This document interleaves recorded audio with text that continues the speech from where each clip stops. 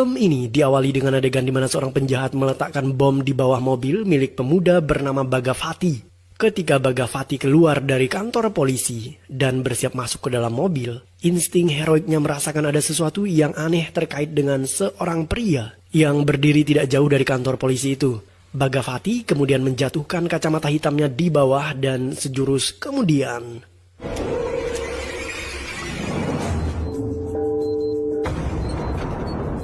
Bhagavati menemukan bom yang diletakkan di bawah mobilnya. Ia mengambil bom itu dan berusaha untuk menjinakkannya. Setelah itu, Bhagavati mengejar pria yang mencurigakan tadi. Pria itu menelpon temannya untuk meminta bantuan. Sekawanan pria lain datang dengan mengendarai sepeda motor. Dan baku hantam pun tidak bisa terhindarkan.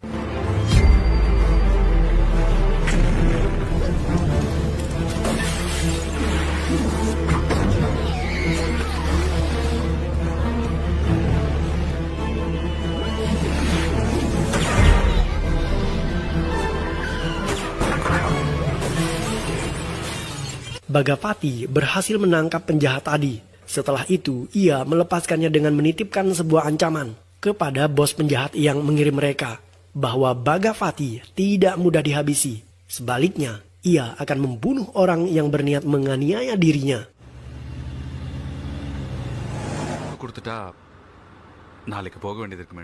Bhagavati mendatangi sebuah pantai. Ingatannya melayang jauh tentang masa lalunya. Hari itu tanggal 15 Juni, bertepatan dengan hari ulang tahun adik Bhagavati yang bernama Guna. Guna adalah mahasiswa kedokteran tahun terakhir, dan Bhagavati yang membiayai seluruh biaya kuliahnya, karena mereka sudah tidak punya orang tua.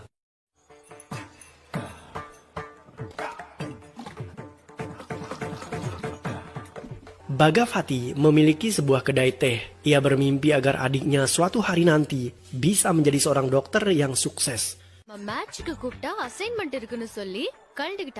Bhagavati bertemu dengan gadis cantik bernama Anjali di sebuah bank.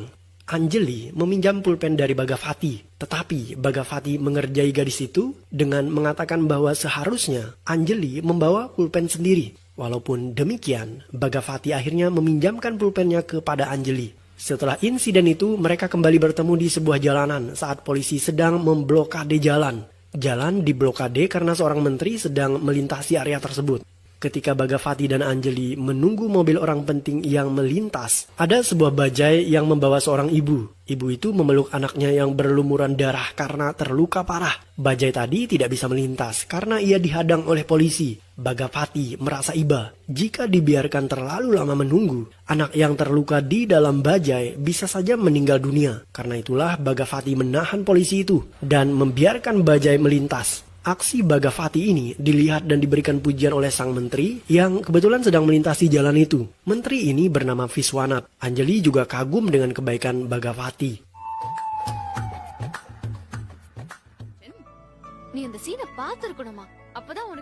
Anjali memiliki seorang ibu yang bekerja sebagai seorang hakim, dan kantor ibunya ini tidak jauh dari warung teh milik Bhagavati. Ketika berkunjung ke kantor ibunya, Anjali bertemu dengan Bhagavati. Anjali mampir ke warung teh itu. Dan saat itulah Bhagavati menunjukkan skill dewanya dalam menyajikan teh yang membuat Anjali senyum dan terkagum-kagum. Anjali bahkan mencoba trik Bhagavati, tetapi gelasnya malah jatuh dan pecah.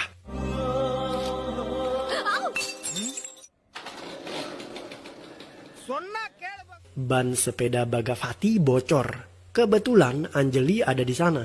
Anjali menawarinya tumpangan. Di tengah perjalanan, berbagai hal konyol terjadi karena Anjali membawa motor dengan kecepatan tinggi dan ditambah lagi di jalanan tersebut banyak sekali polisi tidur.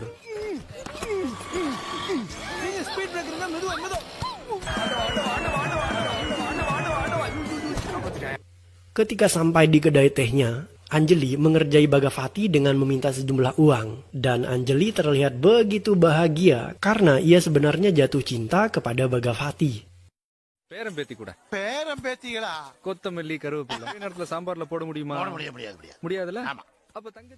Ketika berbelanja di pasar sayur, Bhagavati diminta untuk memberikan sumbangan kepada seorang politisi yang bernama Singamutu.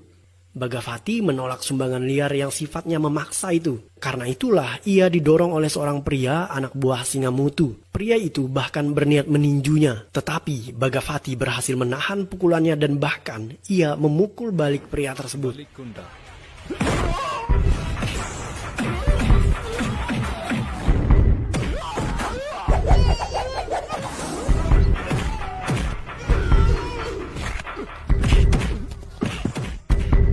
Bagavati berhasil memukul semua penjahat tadi. Setelah itu, ia dan adiknya pulang ke rumah.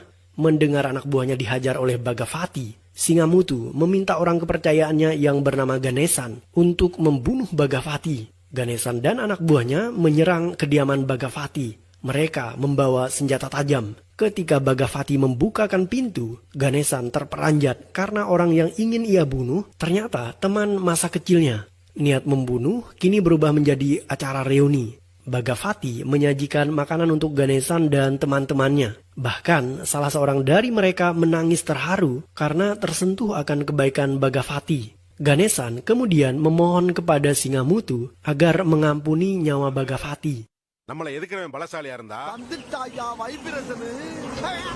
Ada seorang pemuda bernama Vadivelu. Vadivelu adalah penjaga kedai teh Bagavati. Suatu hari, Vadivelu bertemu dengan teman lamanya yang bernama Namatai. Mereka terpisah sejak di bangku sekolah dasar. Vadivelu mengajak Namatai untuk ngeteh di kedai teh bosnya itu. Awalnya Namatai menolak, tetapi karena Vadivelu memaksa dan mengatakan bahwa tehnya gratis sebagai bentuk pertemanan, Namatai akhirnya ngeteh di sana, tetapi di luar dugaan. Namatai ternyata membawa banyak sekali anak buahnya yang membuat Bagavati dongkol dengan ulah Vadivelu. Sejak hari itu, jika ada teman Vadivelu yang datang di kedai teh tersebut, Vadivelu mengusirnya dan berpura-pura tidak mengenali mereka. Guna memiliki seorang kekasih yang bernama Priya. Suatu hari mereka berdua kencan di dalam mobil. Bagavati datang ke kampus adiknya. Kebetulan di sana ada sebuah festival di mana orang tua atau wali diwajibkan untuk hadir. Bagavati kemudian bertemu dengan kekasih adiknya yang bernama Priya. Setelah itu ia bertemu dengan Anjali. Ternyata Anjali adalah mahasiswa di kampus itu juga. Saat festival berlangsung, Guna izin pergi ke toilet. Di sana, Guna dipukuli oleh orang-orang utusan ayah Priya. Karena sudah terlalu lama pergi ke toilet, Bagavati mulai khawatir akan adiknya ini. Ia menyusul Guna dan sempat berpapasan dengan para penjahat tadi.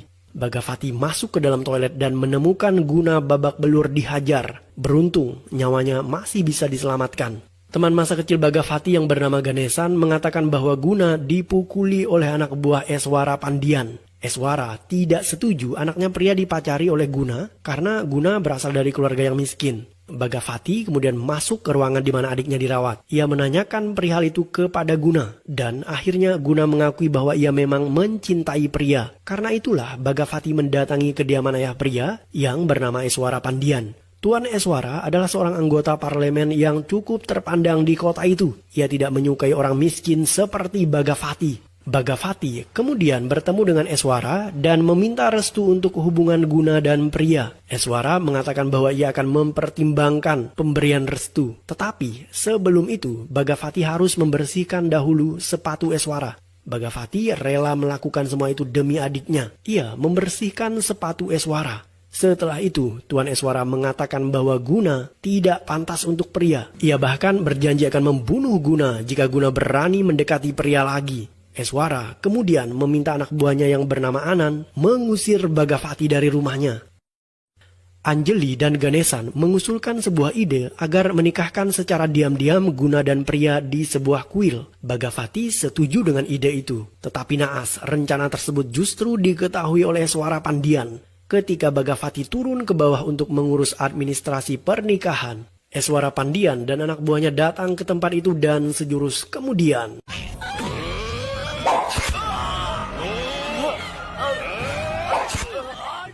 Guna tewas ditikam Eswara. Teman Bagavati yang bernama Ganesan juga tewas ketika berusaha menyelamatkan Guna. Sejak saat itulah Bagavati seperti kehilangan separuh jiwanya dan ia dendam kesuma terhadap Tuan Eswara.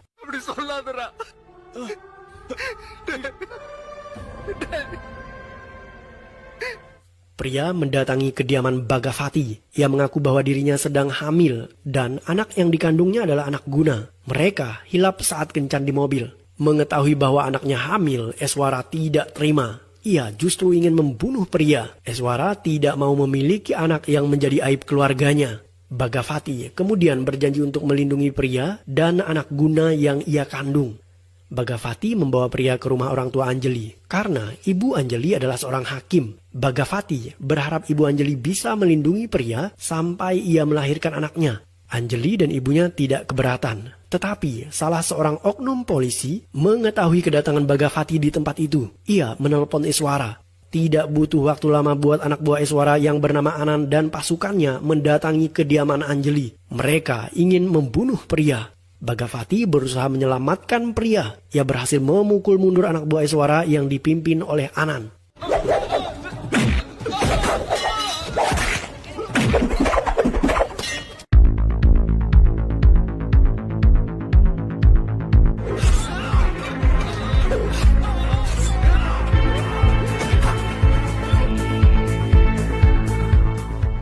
Bhagavati berhasil melukai beberapa penjahat, tetapi Anan berhasil melarikan diri. Ibu pria meminta Bhagavati untuk menjatuhkan senjata di tangannya, tetapi Bhagavati enggan melakukan itu. Ia berjanji akan melindungi anak di dalam rahim pria dengan cara apapun, termasuk dengan cara kekerasan. Setelah itu, Bhagavati membawa pria pergi dari rumah Anjali.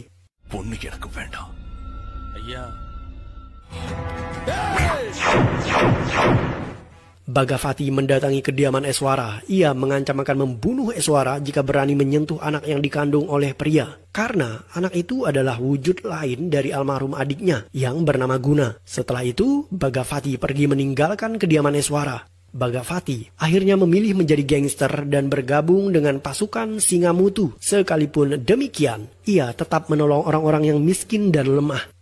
Sejak menjadi seorang gangster, Bhagavati tidak pernah lagi mau mendekati Anjali. Ia mengaku tidak memiliki rasa cinta yang tersisa. Tujuan hidupnya hanya satu, yaitu memastikan jika bayi itu lahir dengan selamat. Saat dalam perjalanan pulang dari rumah sakit untuk USG bayi yang dikandung oleh pria, Bhagavati diserang oleh beberapa penjahat utusan Eswara. Tetapi Bhagavati berhasil membunuh mereka semua.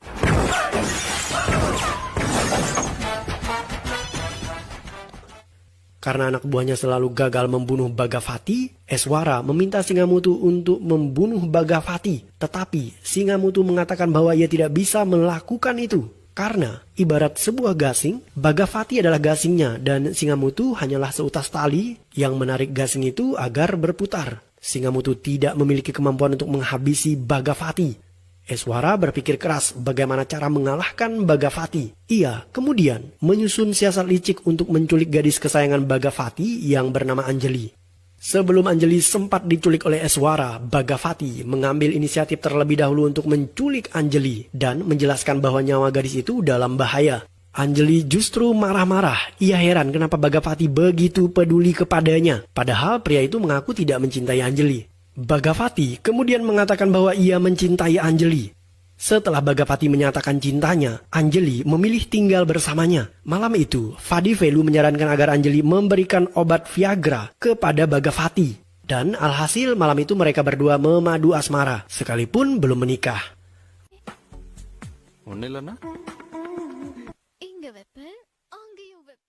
Menteri Viswanat mengunjungi korban kebakaran. Di sana, ia kembali bertemu dengan Bhagavati yang terlihat sedang sibuk memberikan bantuan untuk para korban. Mereka dulu pernah bertemu di jalanan ketika Bhagavati membuka blokade jalan untuk menolong seorang ibu dan anaknya yang terluka parah. Menteri Viswanat semakin kagum dengan kebaikan dari Bhagavati. Anjali mengajak pria bertemu dengan ibunya di sebuah mall. Pria terlihat begitu bahagia karena pada akhirnya ia bisa melepas rindunya kepada sang ibu. Di saat bersamaan, Anan bersama anak buahnya juga berada di mall itu dan mereka sedang mencari pria. Anan akhirnya menemukan mereka. Ketika Anan ingin menangkap pria, Bhagavati muncul di sana yang membuat Anan gagal untuk membunuh pria.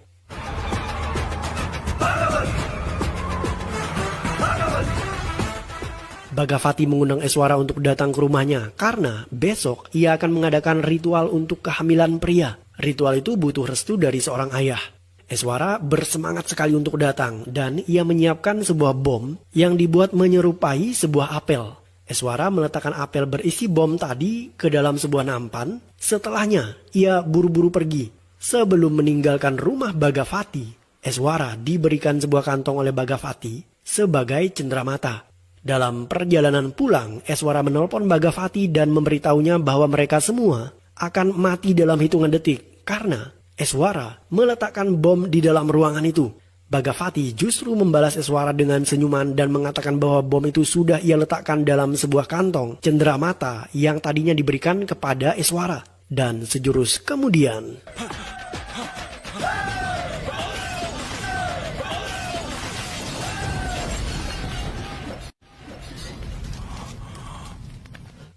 Menteri Piswanat mengadakan sebuah rapat penting untuk menentukan siapa yang paling cocok dicalonkan di wilayah yang bernama Saidapet. Berdasarkan hasil keputusan rapat, mereka memutuskan Bhagavati sebagai calon di wilayah itu. Karena selain masih muda, nama Bhagavati juga kian populer di sana.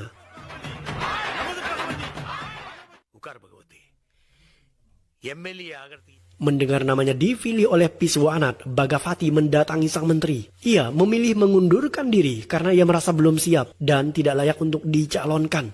Di sisi lain, Singamutu mendatangi Eswara. Singamutu iri akan Bhagavati. Ia ingin dirinya lah yang dicalonkan, bukan Bhagavati.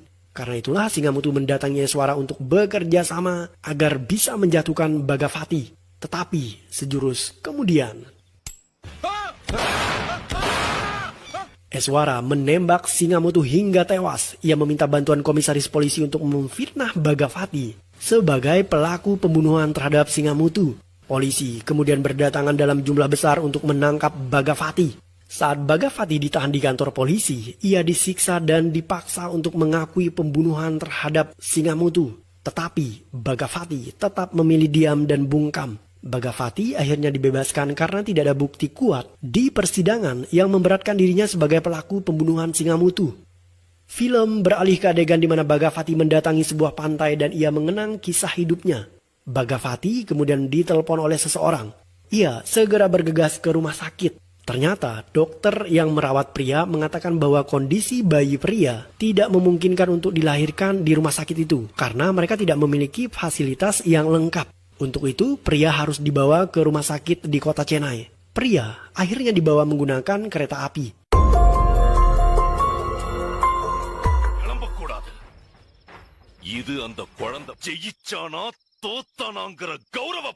Eswara mengetahui perihal keberangkatan anaknya pria. Ia mengirim utusannya yang bernama Vibhuti untuk membunuh pria agar bayi yang dikandungnya tidak pernah dilahirkan. Eswara melakukan itu demi melindungi harga dirinya dan nama baik keluarganya. Mereka mencari Bhagavati di dalam gerbong kereta api, tetapi tidak menemukannya karena Bhagavati bersembunyi di gerbong kereta yang lain yang mengangkut barang.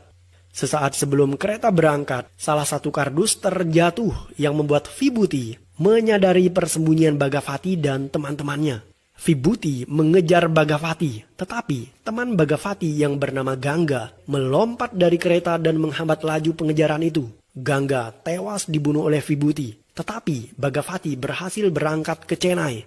Vibhuti dan anak buahnya tidak puas. Mereka berusaha menghentikan kereta api itu dengan meletakkan mobil di rel yang akan dilalui oleh kereta api. Kereta api itu terpaksa berhenti dan di saat itulah Vibhuti menggeledah semua gerbong itu. Tetapi mereka tetap gagal menemukan Bhagavati karena Bhagavati dan teman-temannya bersembunyi di balik karung yang berisi kapas. Setelah Vibhuti selesai memeriksa setiap gerbong, Bhagavati merangkak keluar dari tempat persembunyiannya dan merayap menuju ke bagian depan kereta api. Kemudian menyalakan mesinnya. Kereta api berjalan dan menabrak mobil yang menghalangi rel kereta. Anak buah Vibhuti terus mengejar dengan naik di atas kereta api dan melepaskan tembakan. Tetapi Bhagavati berhasil melumpuhkan mereka semua. Bhagavati bahkan berhasil membunuh Vibhuti.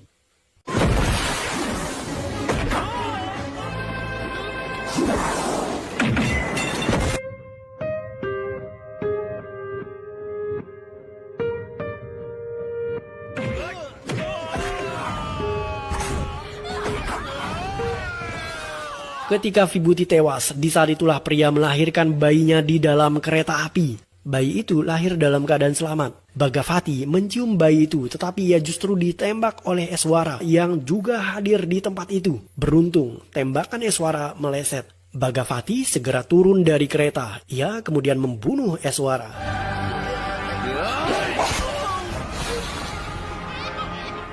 Film ditutup dengan adegan di mana Bhagavati dipenjara selama 5 tahun akibat pembunuhan yang ia lakukan. Dan ketika Bhagavati keluar dari penjara, ia membuka kedai teh dan menikah dengan Anjali. Bayi pria kini tumbuh besar dan ia bercita-cita menjadi seorang dokter sama seperti ayahnya. Dan film pun berakhir.